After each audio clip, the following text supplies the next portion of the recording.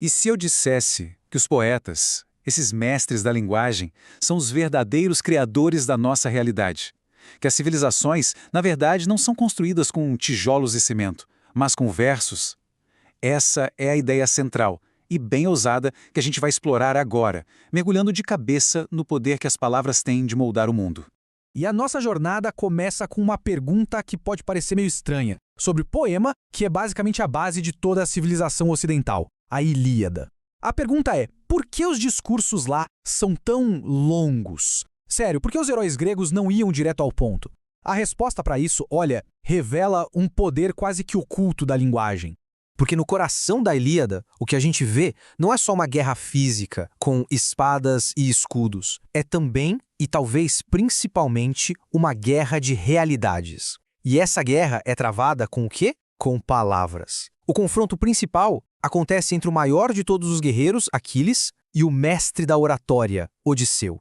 Para a gente entender essa batalha de palavras, a gente precisa conhecer um conceito grego que é a chave para tudo: areté. Pense em areté como a essência da excelência de uma pessoa, aquilo que faz ela ser quem ela é, no seu máximo potencial.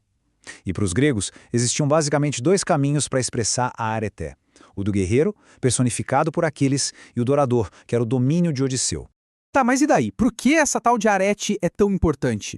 Porque ela é o único caminho para a eudaimonia, que a gente pode traduzir como o florescimento humano, a felicidade plena. Para os gregos, a felicidade de verdade só era alcançada quando a pessoa vivia o seu potencial máximo. E é exatamente por isso que o Aquiles, quando é forçado a ficar fora da batalha, está tão infeliz, tão para baixo. Pensa bem, sem lutar, ele simplesmente não pode ser Aquiles. Agora, olha só como os discursos deles se chocam. Odisseu usa as palavras para expandir a realidade. Ele pinta quadros do passado, projeta visões do futuro, usa uma linguagem coletiva, o nós, para unir todo mundo. Já o Aquiles, ele faz o exato oposto. Ele quer contrair a realidade, fechar o mundo inteiro dentro de si mesmo, focando só na sua dor e na sua raiva. É tudo sobre o eu, eu, eu. E aqui está o pulo do gato.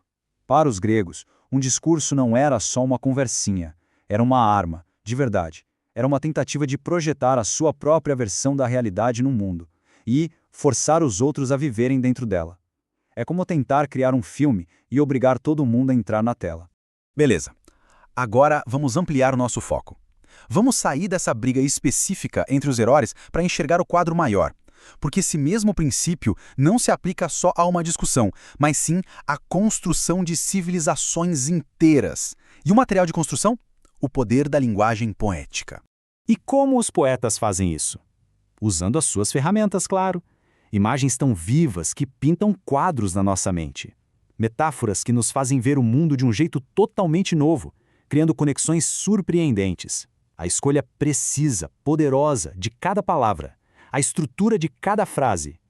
Tudo isso junto não torna a linguagem apenas bonita, torna ela memorável. E, mais importante, transformadora. E o mais impressionante é o quão central isso era para eles. Todo o sistema educacional da Grécia Antiga se baseava em uma única coisa: memorizar a Ilíada. Pensa no peso disso.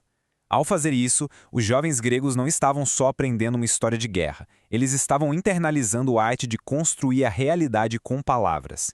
E foi essa habilidade de argumentar e persuadir que se tornou a base para o surgimento da democracia. Certo. Mas como? Exatamente, as palavras conseguem fazer isso. Como elas podem, de fato, moldar a realidade? Para entender o mecanismo por trás disso, a gente vai precisar da ajuda de um filósofo, Immanuel Kant. A ideia de Kant foi simplesmente revolucionária. Ele disse basicamente o seguinte: nós não vemos o mundo como ele realmente é. Nós o construímos ativamente dentro das nossas mentes. Pensa assim, a gente não é uma câmera que só filma a realidade. A gente é o projetor. O processo, segundo ele, funciona em etapas. Primeiro, existe o mundo real, objetivo, que ele chamou de número. Isso é pura energia, vibrações, algo que é incompreensível para nós.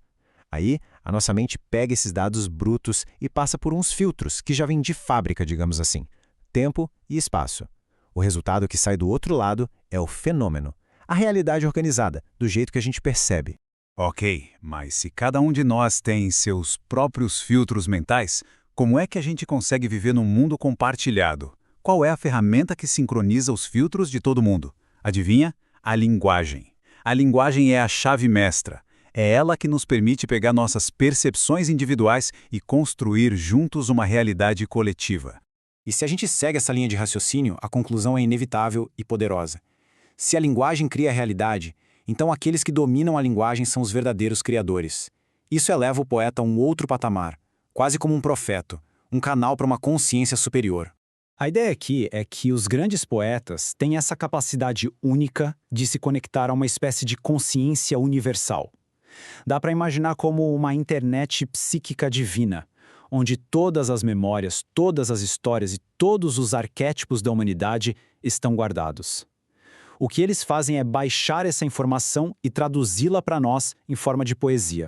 E olha, essa ideia de uma consciência universal não é nenhuma novidade. Ela aparece em um monte de tradições filosóficas e espirituais, só que com nomes diferentes. Hegel chamou de Geist, Carl Jung de inconsciente coletivo, Platão falou no mundo das formas, até mesmo o céu, no cristianismo. São vários rótulos para a mesma fonte de inspiração.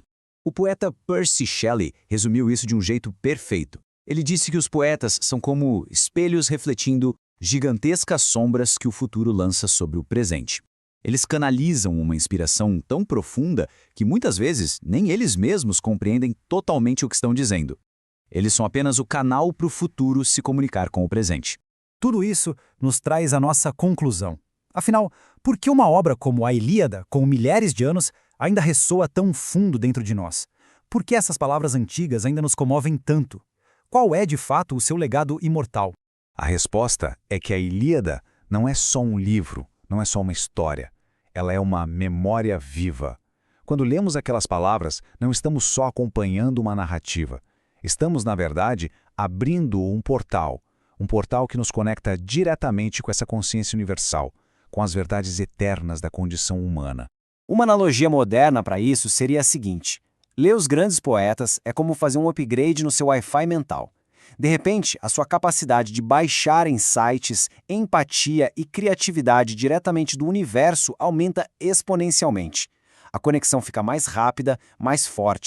E essa ideia toda é amarrada de forma brilhante nesta citação do poeta Torquato Tasso. Ele disse: "Ninguém, exceto Deus e o poeta, merece o nome de Criador." É exatamente isso. O poeta, através da imaginação e do domínio da linguagem, compartilha com o divino o poder da criação. Ele não apenas descreve o mundo, ele ajuda a trazê-lo à existência. E isso, claro, nos joga de volta para o presente, para o aqui e agora. Toda essa nossa análise nos deixa com uma pergunta fundamental. Se a linguagem poética, de fato, cria um mundo, então, que tipo de mundo nós estamos criando hoje com as palavras que usamos todos os dias?